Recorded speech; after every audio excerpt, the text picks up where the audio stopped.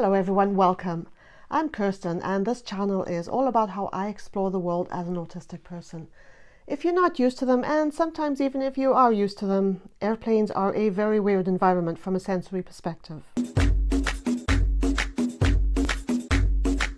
That weirdness can create discomfort, it can cause fear, it can create or exaggerate flight anxiety. So I thought I'd spend a few minutes talking about some of the sensory things you may experience during a flight so you can be better prepared and hopefully less anxious. Just a quick disclaimer, I'm fascinated by aviation and I enjoy learning how things work, but I'm not an aviation expert. If you are an aviation expert and you spot something in this video that I've got factually wrong, please let me know.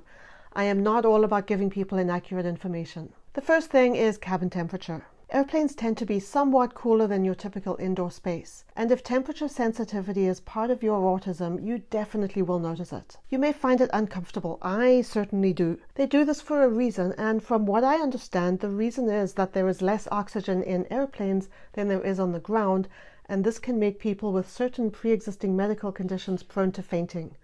Dropping the temperature by a few degrees reduces that risk. How do you deal with this? Wear layers that you can easily put on and take off as needed.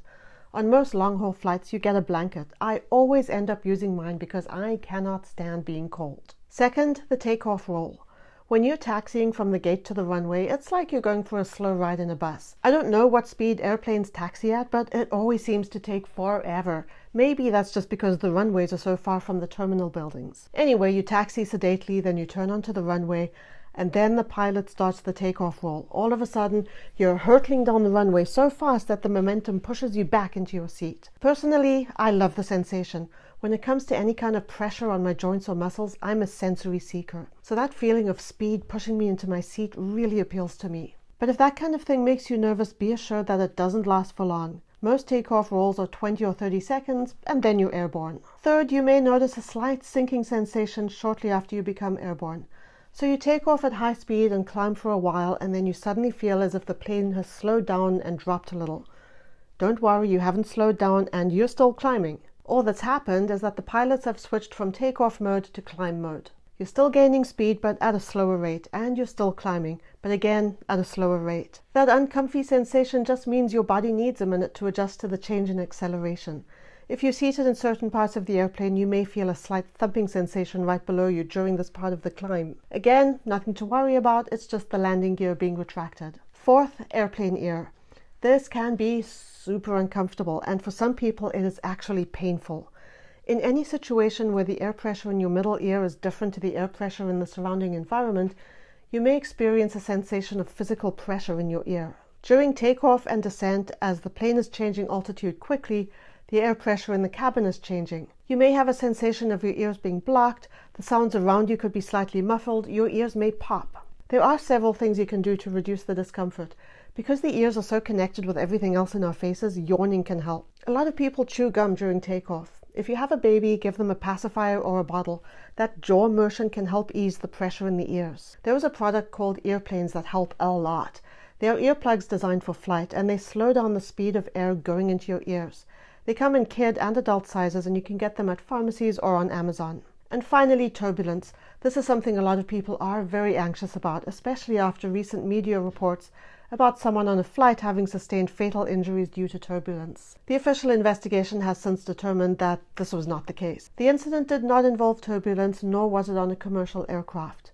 It's not something that would ever happen on a commercial aircraft. Turbulence is quite an involved topic. There are different kinds of turbulence that happen in different circumstances. But basically, imagine being in a boat on a lake. Even if the lake is generally smooth, from time to time a gust of wind may come up and create little waves, and you will feel the boat kind of rock a little bit. Turbulence is kind of like that, but with air instead of water. You'll feel the airplane being bumped by pockets of air that are moving around. It is not dangerous. Yes, there have been some injuries caused by turbulence, but they are extremely rare. And I would hazard a guess that a lot of those injuries had something to do with seatbelts not being fastened. Just keep your seatbelt on when you are seated and you'll be fine. Pilots can often detect turbulence ahead, and if they're not able to avoid it, they'll make an announcement asking you to put on your seatbelt. On almost every long-haul flight I've been on, there's been at least one patch of turbulence. The worst one was on a flight from Spain to South Africa several years ago. There was turbulence almost all the way.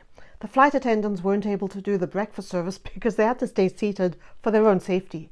I think a lot of passengers may have felt a little bit ick when they got off the plane, but that's honestly the worst that will happen to you.